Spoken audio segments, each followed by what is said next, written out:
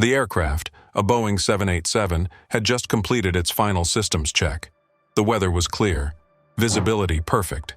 Air traffic control reported no abnormalities. And then, only 3 minutes into the flight, the plane vanished. Not exploded, not hijacked, not even glitched. Just gone. Radar contact lost.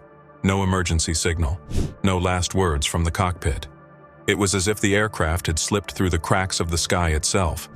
The official report chalked it up to sudden avionics failure, but that explanation didn't sit well with many, especially not with Captain Rolf Steinman, a retired European pilot with over 20,000 hours in the air and a reputation for solving what others dismissed. As media attention moved on and investigators clung to technical jargon, Steinman dug deep. What he found beneath the surface was not only disturbing, it was deliberately buried. Because Flight 171 didn't crash from a mechanical error, it crashed from a system that thought it knew better than the pilots, and someone designed it that way.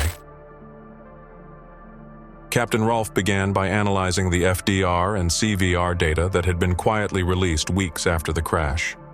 What immediately caught his attention wasn't what was in the report, but what wasn't. The engines never showed any sign of mechanical failure. The flight controls responded inconsistently, as if being filtered or delayed. Most unsettling was a recurring message that showed up in the system logs: environment mismatch, flight mode not initialized. That phrase alone sent chills down Steinman's spine, because he'd seen it before during a simulator test for a new fly-by-wire protocol that was never supposed to go live without major revision. According to Steinman, the aircraft's onboard software failed to recognize that it was airborne. The air mode protocols, which unlock full thrust authority and dynamic control surfaces, never activated. From a technical standpoint, the plane thought it was still taxiing. So when the pilots tried to gain altitude or reroute the aircraft manually, the flight computers denied them full authority. The aircraft essentially said, "You're not flying, so I'm not listening." It was like trying to steer a car at full speed while the system insists you're still parked. The nightmare? This wasn't a malfunction. It was a logic trap, deeply embedded in the software. And Steinman suspected it had been flagged in testing, but ignored. Digging further, Steinman obtained leaked reports from Boeing subcontractors who had worked on the Dreamliner's flight automation systems. He discovered that a crucial sensor responsible for air mode activation, the system that tells the aircraft it's airborne, had been relocated to a more protected position to reduce drag and wear.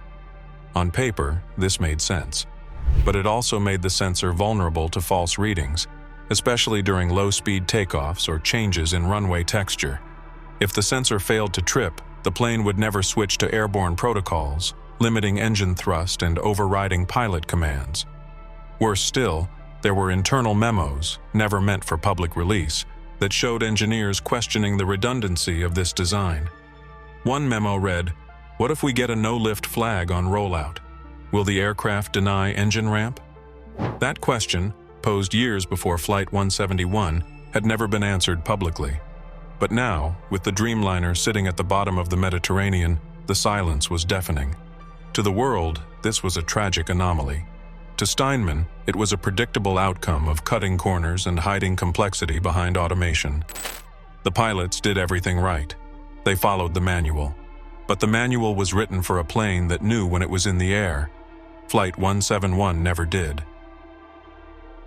As Steinman's findings gained traction in the underground aviation forums, he was contacted by a whistleblower, an anonymous systems engineer who had worked with the FAA during the Dreamliner's software certification phase.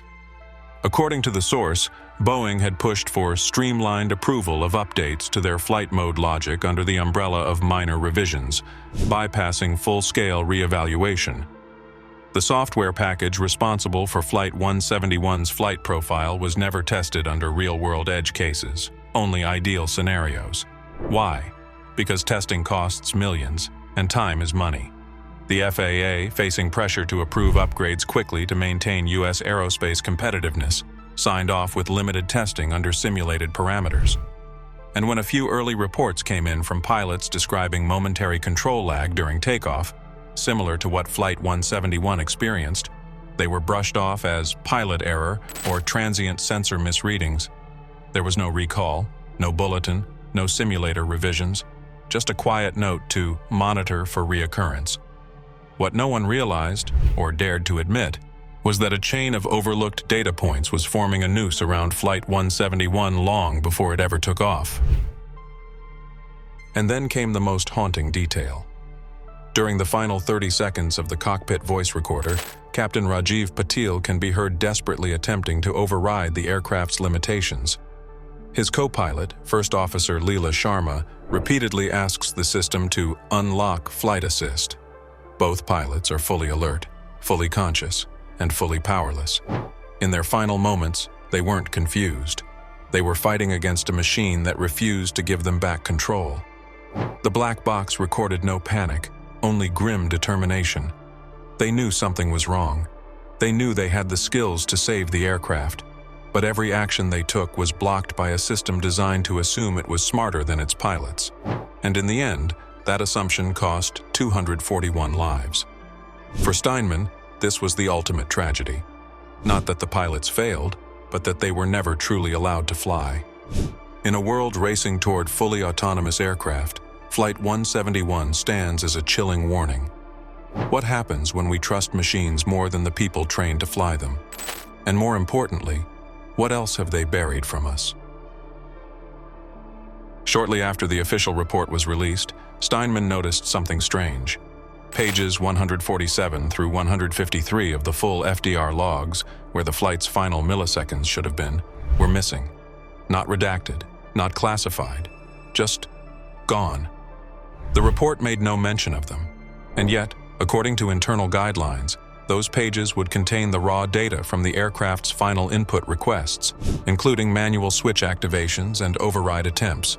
In other words, the proof of whether the pilots tried and failed to regain control. So Steinman went digging into archived FAA procedural documents and noticed that, under a temporary revision issued just months prior to the crash, the scope of required data for public release was reduced. Coincidence? Unlikely, especially when paired with the fact that Boeing reportedly sent a legal team to Milan before the final crash site was even secured. Their stated goal: protect proprietary avionics architecture. But to Steinman, it was clear they were there for another reason: to sanitize the data before it reached the wrong hands. As Steinman tried to recreate the crash in a certified simulator in Germany, something else happened that almost seemed scripted. The moment he tried to input the exact same aircraft configuration as Flight 171, model variant, software version, sensor input calibration, the sim locked him out. Restricted build, inaccessible profile. When he asked the technician, they simply shrugged. That flight profile's been deprecated. Boeing pulled it. Steinman, stunned, asked how often profiles get removed mid-certification. The answer? Never. This meant one thing: someone didn't want this scenario being replicated. In Steinman's words, you only delete a sim profile when you don't want pilots asking questions. And indeed, the more he tried to replicate the crash, the more walls he hit. Restricted access to logs, simulator blocks, legal disclaimers, even internal memos instructing testers to avoid abnormal mode 3B configuration, the exact same logic protocol Flight 171 was operating under. For Steinman, it was no longer just about discovering what had gone wrong. It was about uncovering who knew it all along and why they were hiding it. Beyond the technical layers and buried systems, there's a human story that never made headlines. The families of the victims, many of them engineers, doctors, parents, were approached individually just weeks after the crash.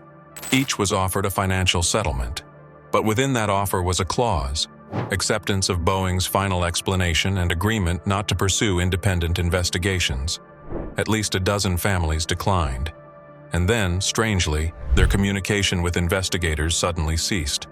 Phone calls unanswered, emails returned. Their legal counsel warned that any additional noise might trigger contractual retaliation. One family, whose daughter was studying aerospace engineering and had collected Dreamliner flight data on previous routes, reported that her personal laptop was seized by airport officials who claimed it was part of the official crash documentation. To this day, it was never returned. Steinman reached out to several of these families. Most were afraid to speak. One agreed, but off the record. Her exact words: "We were told that if we went public, we'd lose everything. The house, the settlement, even the right to her remains." This wasn't compassion, it was containment. The crash of Flight 171 could have been the moment the aviation industry faced a reckoning. It could have triggered a global reevaluation of flight automation systems, mandatory pilot overrides, and the danger of over-trusting logic circuits over human intuition. But instead, the industry circled its wagons. Boeing announced a quiet firmware update, masked as a routine improvement. The FAA published an advisory instead of a mandate, and international regulators, wary of destabilizing trust in one of the world's most advanced aircraft, chose silence. Behind closed doors, however, a different reality was emerging. Engineers were instructed not to discuss pre-airborne logic without management approval. Internal documents referred to the issue as latent integration lag, a term that avoids admitting fault. And when Captain Steinman attempted to present his findings at the International Flight Safety Summit, his speaking slot was canceled last minute, citing security concerns. His report now circulates only in private forums, marked unauthorized. What should have been a moment of reckoning became a masterclass in institutional deflection. Because in an industry where billions ride on reputation, truth isn't just inconvenient, it's a threat. Air India Flight 171 didn't crash because of a sudden storm, an inexperienced crew, or an act of God. It crashed because a machine, programmed by humans, refused to acknowledge the reality around it. A plane that was airborne but treated as grounded. Pilots who were trained, calm and ready, but denied the one thing they needed most: control. And behind it all, a system of silence, pressure, and protectionism so thick that truth itself never stood a chance. Captain Steinman didn't just uncover a flaw in avionics. He exposed a crack in the foundation of modern aviation, one where trust in technology has outpaced accountability, and where humans are slowly being demoted to passengers in the very planes they're supposed to command. And perhaps the most terrifying part isn't what happened on that flight, but how the world moved on without demanding answers. Because this wasn't just a crash, it was a warning. And if ignored, it won't be the last. If this story opened your eyes, even just a little, smash that like button and share this video. The mainstream media won't cover what really happened, but we can. Comment below. Do you believe pilots should always have the final say over flight systems? Or is full automation the future? And if you want more uncensored investigations like this one, hit that subscribe button, because in this sky, we're not flying blind.